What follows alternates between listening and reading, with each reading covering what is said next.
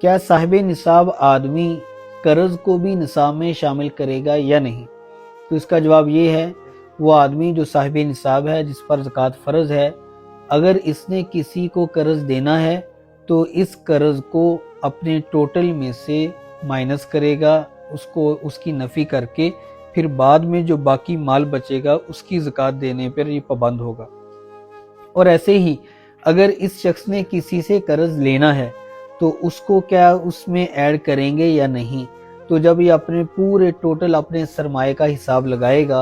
اور اپنی زکوٰۃ کا حساب کرے گا تو اس میں جو قرض اس نے لینا ہے اس کی دو صورتیں ہیں۔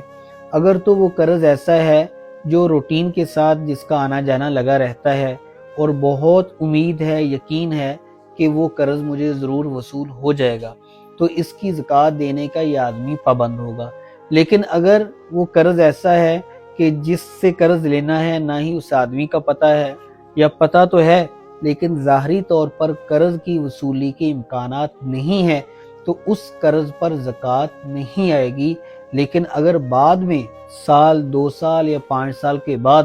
اگر وہ قرض ادا ہو جاتا ہے، وہ قرض جس کی امید نہیں تھی ملنے کی، لیکن بعد میں اگر وہ مل گیا تو پھر اس پر جتنے سالوں کی زکوٰۃ بنتی تھی نہیں دی، اب وہ اکٹھی 5 سالوں کے بعد اس کی زکوٰۃ بھی نکالنے کا پابند ہوگا۔